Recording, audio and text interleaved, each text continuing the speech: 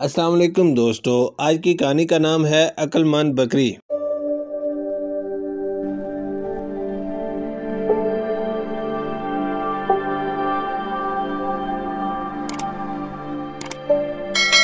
ایک دفعہ کا ذکر ہے کہ ایک بکری جنگل میں اپنے ریوڑ سے بچھڑ گئی۔ شام ہو رہی تھی اور رفتہ رفتہ رات کی سیاہی پھیل رہی تھی، اس لیے اس نے رات جنگل میں ہی گزارنے کا فیصلہ کیا۔ تھوڑی دور جا کر اسے ایک غار نظر آئی جو ایک پہاڑی کے پاس تھی۔ بکری کو رات گزارنے کے لیے یہ غار پسند آئی تو وہ غار کے اندر چلی گئی اور ایک کونے میں جا کر بیٹھ گئی۔ اتفاق سے اس غار کے ایک کونے میں ایک خونخوار شیر بھی رہتا تھا جو اس وقت غار کے اندر ہی تھا۔ شیر کو دیکھ کر بکری بری طرح ڈر گئی۔ اب وہ غار سے بھاگ کر زیادہ دور بھی نہیں جا سکتی تھی کیونکہ باہر بہت اندھیرا ہو چکا تھا اور دوسرے جنگلی جانوروں کا بھی اس کو ڈر تھا۔ پھر اچانک ہی بکری کے دماغ میں ایک ترکیب آئی۔ اس نے اپنی گردن اکڑا لی اور شیر کی آنکھوں میں آنکھیں ڈال کر اسے گھورنے لگی۔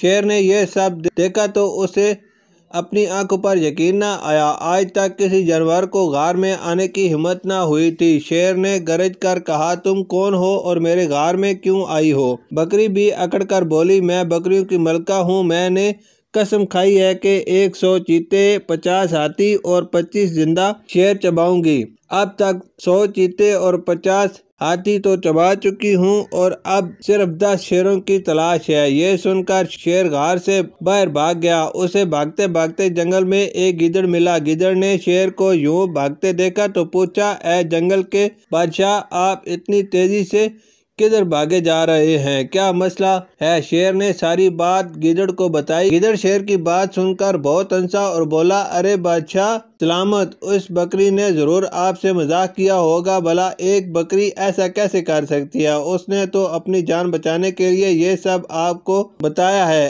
آئیں واپس غار میں چلتے ہیں، آج تو بیٹھے بٹھائے اتنی بڑی دعوت ملی ہے ہمیں۔ اس طرح شیر اور گیدڑ واپس غار میں آ گئے۔ جب بکری نے دونوں کو آتے دیکھا تو پہلے تو وہ تھوڑی گھبرائی لیکن پھر ہمت کر کے بولی، اے نامعقول غلام، ہم نے تجھ سے 10 شیر لانے کو کہا تھا اور تم ایک ہی لے کر واپس آ گئے ہو۔ شیر نے جب یہ سنا تو ایک ہی بار میں گیدڑ کے 2 ٹکڑے کر دیے اور وہاں سے بھاگ گیا۔ اس طرح بکری نے اپنی عقل مندی سے اپنی جان بچا لی۔